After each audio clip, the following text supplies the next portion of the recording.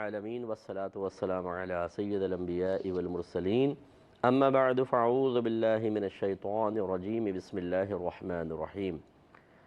الحمدللہ الہادی پروگرام میں جنت کا موضوع منتخب کیا گیا اور اس سے متعلقہ آیات آپ کی خدمت میں ذکر کی جا رہی ہیں۔ ابھی جو آیات چل رہی ہیں سورۃ المومنون کی ابتدائی آیات ہیں، جن میں اللہ تعالیٰ نے سب سے پہلے مومنین کو، کامل مومنین کو فلاح کی، کامیابی کی بشارت عطا فرمائی۔ قد افلح المؤمنون، مومن کامیاب ہو گئے، اور انعام آخر میں یہ بیان فرمایا کہ اولئک هم الوارثون الذین یرثون الفردوس، یہی وارث ہوں گے، یہ لوگ جنت الفردوس کے وارث ہیں۔ ہم فیہا خالدون، یہ اس میں ہمیشہ رہنے والے ہیں۔ اس کا مطلب یہ ہوا کہ مومن وہی کامیاب ہوتا ہے کہ جو جنت الفردوس میں مقام حاصل کر لیتا ہے، اور اس مومن کی کچھ دنیا میں علامات اور نشانیاں ہوتی ہیں جو اسے اپنے اندر پیدا کرنی ہوں گی تاکہ مومن اس کا ایمان کامل ہو، مومن ہونا کامل ہو جائے اور وہ جنت الفردوس کا ہمیشہ ہمیشہ کے لیے مستحق ہو۔ وہی چیزیں بیان ہو رہی ہیں۔ پہلے اللہ تعالیٰ نے فرمایا تھا کہ الذین هم فی صلاتہم خاشعون، وہ لوگ جو اپنی نمازوں میں خشوع و خضوع کرنے والے ہیں۔ دوسرا والذین هم عن اللغو معرضون، اور وہ لوگ جو لغو سے اعراض کرنے والے ہیں۔ اس کی تفصیل بیان ہوئی۔ والذین هم للزکاة فاعلون، اور وہ لوگ جو زکوٰۃ ادا کرنے والے ہیں۔ اس پہ ہم نے مختصر کلام کیا، اور اس کے بعد والذین هم لفروجہم حافظون، اور وہ لوگ جو اپنی شرمگاہوں کی حفاظت کرنے والے ہیں، الا علی ازواجہم او ما ملکت ایمانہم، سوائے اپنی بیویوں اور شرعی کنیزوں کے، فإنہم غیر ملومین، کیونکہ یہ ان کے سلسلے میں بالکل ملامت شدہ نہیں ہے۔ ہاں، فمن ابتغى وراء ذلک، پھر جو ان کے علاوہ کوئی اور ذریعہ تلاش کرے، فاولئک هم العادون، تو یہی لوگ حد سے بڑھنے والے ہیں، یعنی گناہگار ہیں، قابل سزا ہو سکتے ہیں۔ تو خلاصہ ہم نے آپ کو بتایا تھا کہ انسان کو چاہیے کہ اگر اپنی نفسانی خواہش پوری کرنی ہے صرف زوجہ کے ساتھ کرے، کیونکہ اب شرعی کنیز کا تصور بھی ختم ہو چکا ہے، تو صرف زوجہ کا ایک تصور ہے، بیوی کا باقاعدہ نکاح کرنا چاہیے، اور اس میں بالکل دیر نہیں کرنی چاہیے۔ اگر بغیر کسی شرعی عذر کے انسان دیر کرے گا تو وہ شدید گناہگار ہوگا، اور اگر کسی صحیح عذر کی بنا پر تاخیر ہو رہی ہے تو اس پر فرض ہے کہ اپنے آپ کو پھر وہ گناہوں سے بچاتا رہے۔ یہ نہیں ہے کہ ہم بالکل معصوم سے بن کر اور مجبور محض بن کر بچے کی طرح کہیں کیا کروں جی، میں کس طریقے سے پھر میں گناہ سے بچوں کیونکہ میں شادی نہیں کر سکتا۔ میرے آقا صلی اللہ علیہ وسلم نے ایک مرتبہ نوجوانوں کا ایک گروہ تھا جس میں حضرت عبداللہ بن مسعود رضی اللہ تعالی عنہ جیسے جلیل القدر اور مجتہد صحابی بھی تھے، تو رحمت کونین صلی اللہ علیہ وسلم نے ارشاد فرمایا کہ نوجوانوں کے گروہ تم میں سے جس سے ہو سکے وہ شادی کر لے، کیونکہ شادی نکاح جو ہے یہ نگاہوں کی حفاظت کرنے والا، نگاہوں کو جھکانے والا اور ستر کی حفاظت کرنے والا ہے۔ اور اگر کوئی نکاح نہ کر سکے تو وہ روزہ رکھے، کیونکہ روزہ شہوت کو توڑ دیتا ہے، خواہش کو کم کر دیتا ہے۔ تو پھر انسان کم کھائے، اگر روزہ نہیں رکھ سکتا تو کم کھائے تاکہ بھوک اور ضعف سا ہلکا ہلکا محسوس ہو، تو اس سے نفس مغلوب رہتا ہے۔ ہم جب خوب کھاتے ہیں، خوب پیتے ہیں، ڈٹ کر یا ٹینکی فل کر لیتے ہیں، اور پھر ان مناظر کو بھی نہیں چھوڑتے کہ جو مناظر ہماری اندر کی خواہش کو بھڑکانے والے ہوتے ہیں، تو پھر انسان گناہ سے کیسے بچے گا؟ نفس زور پر ہوتا ہے، شیطان پوری طاقت لگاتا ہے، اس کی دعوتیں کثرت کے ساتھ قلب پر وارد ہوتی ہیں، اور انسان پھر گناہ میں مشغول ہو جاتا ہے، گناہ کرتا ہے، پھر پچھتاتا ہے، افسوس کرتا ہے، توبہ کرتا ہے، پھر گناہ کر لیتا ہے۔ تو بہرحال مایوس بھی نہیں ہونا چاہیے۔ یہ نہیں ہے کہ اگر کسی سے گناہ ہو گیا اور بڑے بڑے گناہ ہو گئے ہیں تو وہ مایوس ہو جائے۔ بہت سارے ہمیں ایسے بھی رابطہ کرتے ہیں کہ کئی دفعہ میں زنا کر چکا ہوں یا کر چکی ہوں، اور اب مایوس ہو گئے ہیں اللہ تعالیٰ کے سے کہ ہماری تو بخشش نہیں ہو سکتی۔ تو یہ ڈر تو بہت اچھا ہے کہ اللہ کی گرفت کا احساس، لیکن اتنا ڈر بڑھ جانا کہ انسان بالکل رحمت سے مایوس ہو جائے، یہ صحیح نہیں ہے۔ اللہ تعالیٰ کی رحمت بہت بڑی ہے، وہ بڑے بڑے گناہگار اور پاپیوں کو بخشنے پر قدرت رکھتا ہے۔ ہمارے گناہوں سے اللہ کی رحمت کا کچھ بھی نہیں بگڑتا، نہ اللہ تعالیٰ کو کوئی ذاتی نقصان ہوتا ہے، وہ ذات بے نیاز ہے۔ لیکن اس کا مطلب یہ نہیں کہ میں کوئی حوصلہ افزائی کر رہا ہوں، بلکہ مایوسی سے نکالنا مقصود ہے کہ جو بھی ہمارے بھائی بہن کوئی بھی ایسا گناہ میں ملوث ہے جو لگاتار بطور عادت اس کے ساتھ چمٹ گیا ہے، تو مایوس نہ ہو، بلکہ پھر ایک دفعہ اللہ تعالیٰ کی طرف آئیں اور کامل توبہ کریں، اس گناہ کو اللہ کے خوف کی وجہ سے آئندہ نہ کرنے کا پختہ ارادہ کریں، اور پھر دوبارہ اس طرف نہ جائیں، اس پہ نادم ہوں، شرمندہ ہوں، اللہ کی بارگاہ میں توبہ کے الفاظ ذکر کریں۔ انشاءاللہ رب کریم بڑا رحیم کریم ہے، سب بخش دے گا۔ لیکن یہ نہیں ہے کہ ہم گناہ بھی کرتے جائیں اور مصنوعی سی اس پہ ندامت کا اظہار ہو، اور مطلب جھوٹی توبائیں کریں، ناقص سی توبائیں کریں، ایسا نہیں ہونا چاہیے۔ اللہ تعالیٰ مجھے بھی توبہ کی توفیق عطا فرمائے، اور ہمیں آپ کو بھی سب کو اگر کوئی خطا ہو تو اس پہ توبہ اور اس پہ استقامت کی دولت سے مالا مال فرمائے۔ یہ بھی یاد رکھیے گا، میں نے پہلے بھی آپ کو ایک دفعہ سمجھایا تھا کہ جب شریعت کسی عمل کو منع کرتی ہے جو حرام ہوتا ہے، تو ان اعمال کو بھی منع کر دیتی ہے جو اس عمل تک پہنچانے کا سبب اور ذریعہ بنتے ہیں۔ جیسے زنا منع ہے، ایسے ہی دواعی الی الزنا بھی منع ہوں گے۔ دواعی مانے دعوت دینے والے، داعی کہتے ہیں دعوت دینے والے کو۔ آپ نے دیکھا ہوگا کبھی پوسٹرز وغیرہ میں نیچے لکھا ہوتا ہے الداعی الی الخیر، اس کا معنی ہوتا ہے خیر کی دعوت دینے والا، پھر وہ میزبان کا نام لکھا ہوتا ہے۔ اس کی جمع ہے دواعی، دعوت دینے والے۔ تو یہ زنا کے جو دعوت دینے والے ہیں، زنا کے قریب کرنے والے ہیں، اس میں سب سے بڑی چیز ہوتی ہے بدنگاہی۔ انسان نگاہ کو آزاد چھوڑتا ہے تو پھر ایک نقش ذہن کے اندر آ جاتا ہے، کوئی منظر دیکھ رہے ہیں، کوئی کلپ دیکھ لی، کوئی ویڈیو دیکھ لی، تو وہ پکچر آ جاتی ہے یا ویڈیو آ جاتی ہے ذہن میں۔ اب آپ اس کو بند کر دیں، آنکھیں بند کریں، ادھر مووی چلنے سے لگے گی یا پکچر آنے لگ جائے گی۔ پھر یہ جو مطلب ذہن کے اندر غلط قسم کا تصور ہوتا ہے، نفس و شیطان اس کو اتنی لذت کے ساتھ پیش کرتے ہیں کہ انسان اس میں محو ہو جاتا ہے، کئی گھنٹے یا بہت سارا وقت اس میں لگا دیتا ہے، یا بار بار اس کو اپنے ذہن میں جان بوجھ کر لے کر آتا ہے۔ پھر ارادہ پیدا کیا جاتا ہے کہ ایسا ہو جائے، ایسا ہو جائے، ایسا ہو جائے۔ اس کی وجہ سے چونکہ خواہش بڑھتی ہے، اس خواہش کو بڑھنے کی وجہ سے جو تکلیف محسوس ہو رہی ہے، اس کو سکون کیسے دیا جائے؟ وہ جائز طریقہ بعد اوقات نہیں ہوتا، پھر نفس و شیطان کہتے ہیں ناجائز کام کر لو۔ تو پھر انسان اس ارادے کو پہلے کچا پاتا ہے، تھوڑا ڈرتا ہے، گھبراتا ہے، وہ مسلسل دعوت دیتے ہیں، اس میں پختگی آ جاتی ہے، اور پھر ایک دفعہ دعوت ملتی ہے پریکٹیکل بھی کر کے دیکھ لو، اور دونوں طرف سے کام ہو رہا ہوتا ہے۔ اگر ایک نوجوان کو اس طرف مائل کیا جا رہا ہے تو کسی دوسری جنس کو اس طرف مائل کرنے کے لیے لگے ہوتے ہیں ان کے قبیلے، جیسے فیس بک کے اوپر بیٹھ گئے جی، اب وہ فرینڈ بنا رہے ہیں، ریکویسٹ بھیج رہے ہیں، مجھ سے دوستی کر لو، یہ وہ دوستی ہو گئی جی، یہ ابتدا ہے سمجھ لیں اب گناہوں کی۔ اس کے بعد اب دونوں طرف لگ جائیں گے، اس کے دل میں بھی خواہش، اس کے دل میں خواہش، وہاں سے یہاں سے، پھر ایسا ہوتا ہے کہ گناہ ہو جاتا ہے۔ اس کا مطلب یہ ہوا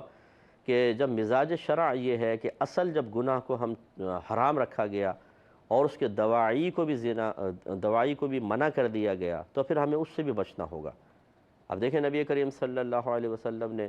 حضرت علی رضی اللہ تعالیٰ عنہ سے فرمایا کہ علی، عورت کے حسن پر نگاہ ڈالنا شیطان کے زہر میں بجھے ہوئے تیروں میں سے ایک تیر ہے۔ اور حسن پہ نگاہ ڈالنے کا مطلب آج کل ہمارے یہاں فیس زیادہ ہم لوگ دیکھتے ہیں، عرب لوگ اتنا فیس نہیں دیکھتے تھے، وہ جسم پہ نگاہ ڈالتے تھے، ہمارے یہاں فیس پر زیادہ نگاہ ہوتی ہے۔ تو اسی لیے فی زمانہ علماء متاخرین نے چہرے کے نقاب کا حکم دیا کہ چہرہ ڈھک کر رکھیں، کیونکہ جب انسان چہرہ دیکھتا ہے اگر اس میں کوئی اٹریکشن محسوس کرتا ہے تو پھر یہ کہ وہ خراب قسم کے خیالات ذہن میں آتے ہیں اور پھر انسان آگے بڑھتا ہے۔ تو اسی طرح کسی کے جسم پہ نگاہ ڈالنا یہ سب منع ہے، نگاہ منع، پھر اسی طرح سوچنا اس کے بارے میں منع، اسی طریقے سے پھر کوئی ارادہ ناپاک منع، تو یہ تمام چیزیں۔ اسی طرح تنہائی اختیار کرنا عورت کے ساتھ منع کیا گیا۔ نبی کریم صلی اللہ علیہ وسلم نے ارشاد فرمایا کہ جب مرد و عورت تنہا ہوتے ہیں کسی جگہ تو تیسرا شیطان ہوتا ہے، یعنی کتنا بھی انسان پاکیزہ ہو، کتنا ہی متقی ہو، کتنا ہی پرہیزگار ہو، جب تنہائی ملتی ہے تو نفس و شیطان بہکاتے ہیں، اور انسان گرفت کے نہ ہونے کے احساس کی بنا پر گناہ پہ تھوڑا دلیر ہو جاتا ہے، اور یہ جانبین سے جب ہوتا ہے تو گناہ ہو جاتے ہیں۔ اور یہ تنہائی کا مطلب ایسا نہیں ہے کہ آپ کسی ایک روم میں دونوں جمع ہو گئے، یہی تنہائی ہے۔ تنہائی کا مطلب تیسرا کوئی نہ ہو، یہ ہے تنہائی۔ اب یہ ایک جگہ جمع ہو گئے، یہ بھی تنہائی ہے، اور یہ بھی تنہائی ہے کہ ایک روم کی کنڈی اندر سے لگا لی اور بیٹھ گئے جی سوشل میڈیا پر، اور ویڈیو چیٹ شروع ہو گئی، یہ بھی ایک تنہائی ہے کہ تیسرا کوئی بھی نہیں ہے۔ اب یہ آڈیو چیٹ ہے، یا ویڈیو چیٹ ہے، یا ٹیکسٹ کے ذریعے چیٹ کر رہے ہیں، تو اب یہ بھی ایک تنہائی ہے۔ تو اب یہ جو تنہائیاں ہیں یہ نوجوانوں کو بہت زیادہ میسر آ چکی ہیں۔ جسمانی تنہائی تو چلو پھر بھی نظر آ جاتی ہے، یہ جو تنہائیاں ہیں ہمارے ہاں مطلب انٹرنیٹ کے ذریعے یہ بہت زیادہ عام ہو چکی ہیں۔ بھری محفل میں بھی اگر ایک کونے میں کوئی صوفے پہ بیٹھ جائے اور اپنا موبائل کھول لے، آج کل تو بس لگے ہوئے ہیں نوجوان، عالم ہوش سے بیگانہ ہو چکے ہیں، نہ کھانے کی فکر، نہ پڑھائی کی فکر، اور یہ ماں چیخ رہی ہے، والد صاحب ڈانٹ رہے ہیں، لگے ہوئے ہیں، لڑکے بھی لڑکیاں بھی، رات کے 2 بجے 2:30 بجے پیکیجز کروائے ہوئے، پوری رات اس میں نکل جاتی ہے، اور وہ کر رہے ہیں۔ اس سے صحت بھی تباہ ہو رہی ہے، چہرے دیکھ لو ان کے کوئی نور نظر نہیں آئے گا، پچکتے جا رہے ہیں منہ، اور لیکن وہ لگے ہوئے ہیں ان کاموں کے اوپر۔ اور اسی طرح لڑکیاں جس نے کل ماں بننا ہے، کل ماں جو کی گود بچوں کی پہلی تربیت گاہ ہوتی ہے، اب جو ماں مطلب اس طرح کے غلط کاموں کے اندر انوالو ہوگی، غلط امور کا ارتکاب کر رہی ہوگی، کیا وہ ایک اچھی ماں بن سکتی ہے؟ یہ بچی کو خود سوچنا چاہیے، ہماری بچیوں کو سوچنا چاہیے کہ آپ ایک اچھی ماں بن سکیں گی کہ آپ بچوں کی اس انداز سے تربیت کریں گے۔ اور یہ اکثر دیکھا ہے کہ خود اپنے لیے جن باتوں کو ہم صحیح سمجھ رہے ہوتے ہیں، دوستی کرنا بھی صحیح ہے، بھئی کوئی ہمیں منع نہ کرے، ویڈیو چیٹ بھی صحیح ہے، آڈیو چیٹ بھی، ٹیکسٹ پہ یہ اور وہ ملاقات بھی صحیح ہے، اپنے لیے جس وقت صحیح سمجھ رہے ہیں، پھر اگر ان سے پوچھا جائے بتاؤ اگر تمہاری بیٹی ہو جائے اور وہ کسی لڑکے کے ساتھ ایسا کرے کہ آپ اس کو پسند کریں گے؟ نہیں، لا حول ولا قوت۔ اور اس لڑکی سے پوچھیں اگر تمہاری بیٹی ہو جائے تم کسی لڑکے کے ساتھ اپنی بیٹی کو بات کرنے دو گی؟ نہیں، کبھی نہیں۔ اس کا مطلب یہ ہوا کہ انسان اس کو غلط سمجھتا ہے، لیکن ہم نفس و شیطان کی طرف سے دی گئی دعوت اسے قبول کرنے کی بنا پر اور نفسانی خواہشات کے تابع ہو کر بعض اوقات اس چیز کو اپنے لیے اچھا سمجھ رہے ہوتے ہیں، اور جو سمجھا رہے ہوتے ہیں ان کو ہم نفرت کی نگاہوں سے دیکھتے ہیں، انہیں برا سمجھتے ہیں، جھنجھلاتے ہیں، ان سے بدتمیزیاں کرتے ہیں، ڈانٹتے ہیں، ڈپٹتے ہیں۔ لیکن اگر یہی ہماری اولاد کرے تو؟ اس لیے میں اکثر بچیوں کو سمجھاتا ہوں کہ جیسے بچیاں اپنے اظہار کرتی ہیں میل کے تھرو، یہ ہمارے والدین وہاں نہیں شادی کرنا چاہتے جہاں میں کرنا چاہتی ہوں، تو میں تو خودکشی کر لوں گی، میں گھر سے بھاگ جاؤں گی، میں بات نہیں مانوں گی، میں عین ٹائم پہ انکار کر دوں گی، آپ مجھے سمجھائیں۔ ارے بھائی آپ تھوڑا سا غور کرو، اگر آپ جس لڑکے کا انتخاب کر رہی ہیں آپ کے والدین کو یقیناً اس میں کوئی کمی نظر آ رہی ہوگی، آپ بس اپنی نفسانی خواہش کو دیکھ رہی ہیں، آپ کو اس کا چہرہ اچھا لگ گیا، اس کے انداز گفتگو اچھی لگ گئی، وہ بڑا دھیما ہے، بڑا سنجیدہ ہے، وہ شاعر ہے، شعر بہت اچھے اچھے کہتا ہے، باتیں بہت اچھی کرتا ہے، یعنی آپ کو اس نے ایک بوتل میں اتار لیا اپنی اچھی باتوں کے سحر میں جکڑ کر، اور آپ نے اس میں ماں باپ کے احسانات کو فراموش کر دیا۔ ابھی آپ سمجھ رہی ہیں کہ ماں باپ میری خوشیوں کے دشمن ہیں، لیکن فرض کر لیں اب یہ سوچنے کا یہی انداز بنائیں، کل آپ کی شادی ہو جاتی ہے، آپ کی بیٹی ہوتی ہے، وہ بڑی ہو جاتی ہے، وہ ایک ایسے لڑکے کے ساتھ جس میں تعلق قائم کرنے کی کوشش کرتی ہے، مثلا شادی چاہے جائز طریقے سے میں اس سے کروں گی، اور آپ یہ سمجھتی ہیں کہ یہ لڑکا بالکل ٹھیک نہیں ہے، بیوقوف بنا رہا ہے میری بیٹی کو، اور کچھ عرصے شاید اس کے ساتھ رہے گا اور پھر چھوڑ چھاڑ کے بھاگ جائے گا، تو کیا آپ اپنی بیٹی کو کبھی اس کی شادی کرنے دیں گی اس لڑکے کے ساتھ؟ کبھی بھی نہیں۔ اب اگر آپ کی بیٹی آپ سے یہ جملے کہے کہ آپ میری خوشیوں کے دشمن ہیں،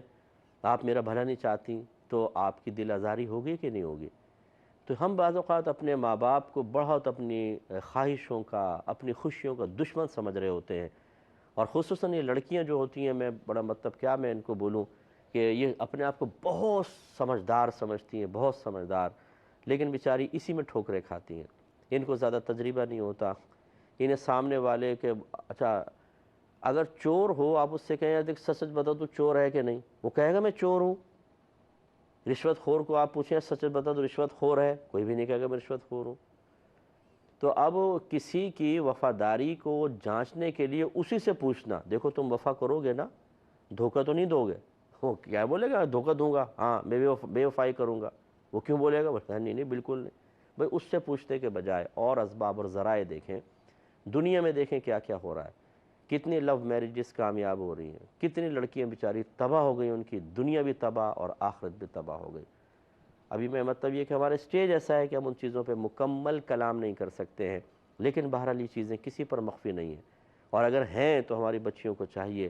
کہ اس طرح کے از خود اقدامات اٹھا کر بعد میں پچھتانا اور ذہنی اذیتیں خود بھی برداشت کرنا، اپنے ماں باپ کو، اپنے بھائی بہنوں کو، اپنے خاندان کو اذیت میں مبتلا کرنا، اور پھر معصوم سی صورت بن کر، مظلومہ بن کر پھر واپس آ جانا، جی اب مجھے قبول کر لیں، مجھ سے غلطی ہو گئی تھی۔ ارے پہلے تو سمجھایا تھا تو تم چیزیں اٹھا کے پھینک رہی تھیں،